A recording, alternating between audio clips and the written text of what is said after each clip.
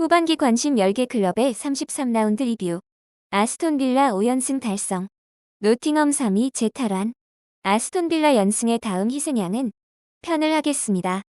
연기되었던 29라운드의 뉴캐슬 크리스탈 팰리스전이 33라운드 전에 펼쳐졌습니다.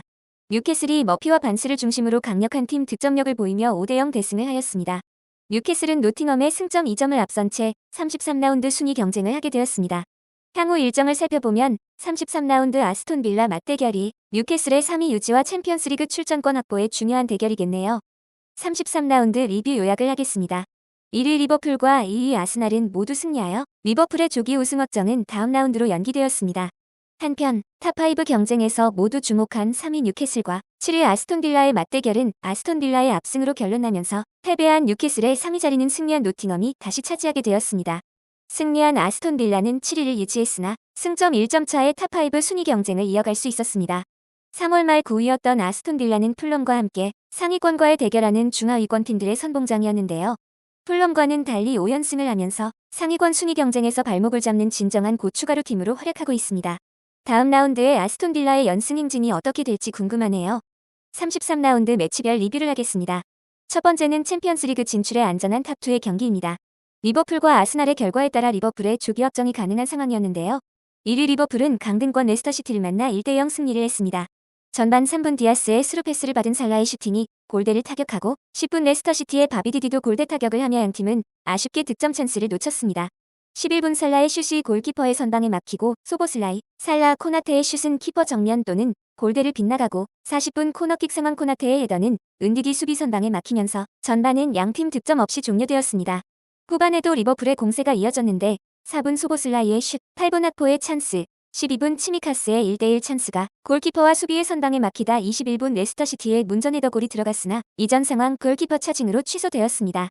이후 리버풀의 계속된 공세 속 31분 코너킥 상황 조타의 슛과 살라의 헤더가 골대를 타격했으나 바로 아놀드가 헤더 득점하면서 리버풀이 승리했습니다.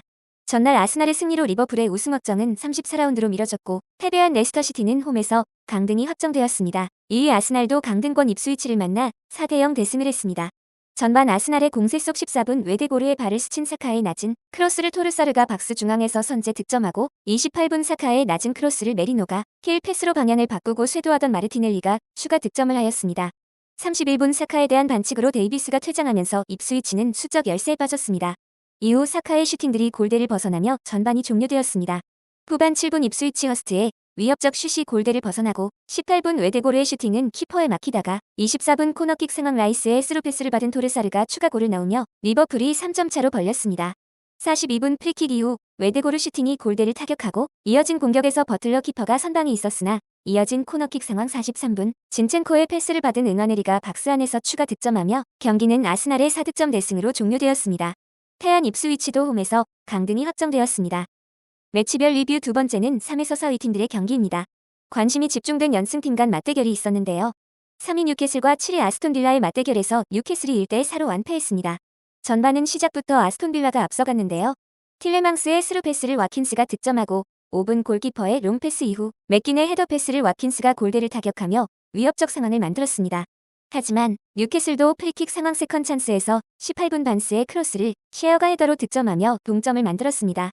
27분 아스톤 빌라의 와킨스 헤더가 다시 골대를 맞추고 34분 토날리의 중거리 슛은 키퍼의 선방에 막히는 등 양팀은 추가 득점에 실패하며 전반을 마쳤습니다. 후반 초반에도 양팀의 공방이 계속되다 점차 아스톤 빌라의 위협적 공격이 늘었는데요. 7분 코너킥에서 아스톤 빌라의 슛을 골대 안에서 토날리가 클리어링했으며 16분 맥긴의 슛은 키퍼가 선방했으나 결국 19분 키퍼의 롱패스가 로저스와 와킨스를 거쳐 와킨스의 스루 패스를 쇄도하던 마트센이 득점하면서 아스톤 빌라가 앞서갔습니다. 28분 교체로 투입된 램지의 크로스를 골대 앞에서 방향을 바꾼 틸레만스의 슛이 된 번에 맞으며 자책골이 되면서 아스톤 빌라가 세 번째 득점을 하였고 30분 인터셉트한 와킨스의 슛이 키퍼 선방에 막혔으나 다시 세컨드 볼 상황 와킨스의 패스를 교체 투입된 오나나가 네 번째 득점을 했습니다. 33분 램지가 세 번째로 골대를 맞추고 교체 투입된 말렌과 바클리의 슛이 골대를 벗어나며 경기는 종료되었습니다.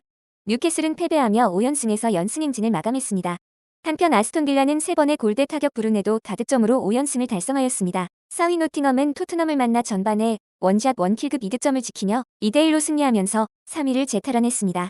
전반 4분 깁스 화이트의 기습 중거리 슛은 키퍼의 선방에 막혔으나 5분 이어진 코너킥 상황에서 박스 밖으로 처리된 볼을 앤더슨이 중거리 강슛으로 득점하며 노팅엄이 앞서갔습니다. 10분 앤더슨의 크로스를 받은 우드의 득점은 오프사이드로 취소되었지만 16분 프리킥 상황 엘랑가의 크로스를 우드가 헤더골로 추가 득점을 했습니다.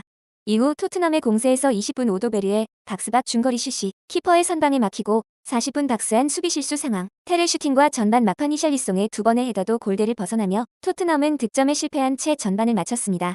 후반 노팅엄은 5백으로 걸어 잠궜고 득점이 필요한 토트넘은 공세를 펼쳤습니다. 하지만 토트넘의 공세 중 10분 역습 상황 롱패스를 받은 깁스 화이트의 골대를 살짝 벗어나는 위협적 상황이 발생했습니다.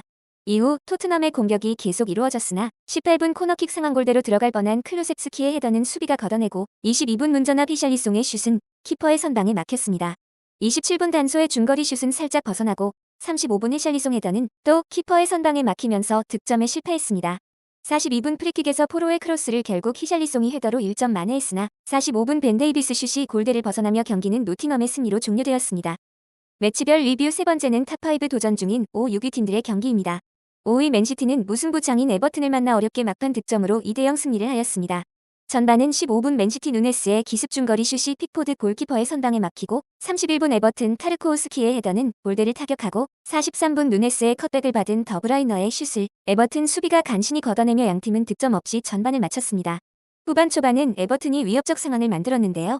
프리킥 상황 자레드의 헤더는 맨시티의 키퍼 선방에 막혔고 은디아예와 두쿠레의 슛이 맨시티 수비수 블락에 막혔습니다.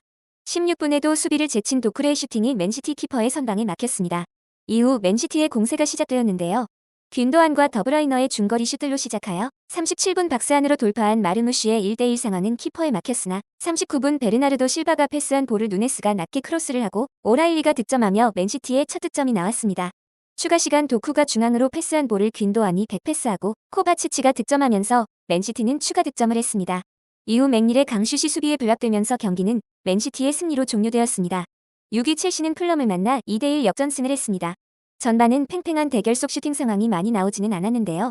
3분 풀럼의 골이 옵사이드 판정으로 취소되었으나 20분 첼시 진영서 인터셉트한 루키치가 세세뇽의 패스, 중앙에서 세세뇽의 패스를 받은 이워비가 선제 득점을 한 채 전반을 마쳤습니다.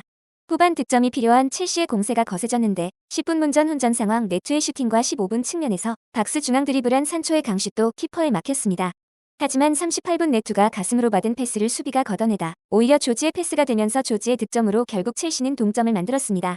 추가 시간 파머에서 엔소로 볼이 연계된 후 엔소의 낮은 크로스를 네투가 터닝슛으로 득점하며 첼시가 역전하였습니다. 34라운드 관전 포인트입니다. 34라운드의 관전 포인트도 리버풀의 우승 카운트다운과 3에서 7위 팀들의 순위 경쟁입니다. 먼저 리버풀의 우승 확정은 토트넘전에서 리버풀이 승리한다면 자력으로 확정됩니다. 두 번째 3에서 7위 팀 순위 경쟁은 1점 차 간격이어서 지면 자멸로 가는 상황입니다. 토핑 매치는 5위 맨시티와 7위 아스톤 빌라의 맞대결입니다. 아스톤 빌라가 험난의 4월 일정의 마지막 고비에서도 연승을 이어갈지 궁금하네요. 한편 노팅엄전은 FA컵 일정으로 유로파리그 4강이 열리는 5월 2일로 연기되었습니다. 구독과 좋아요 부탁드립니다. 감사합니다.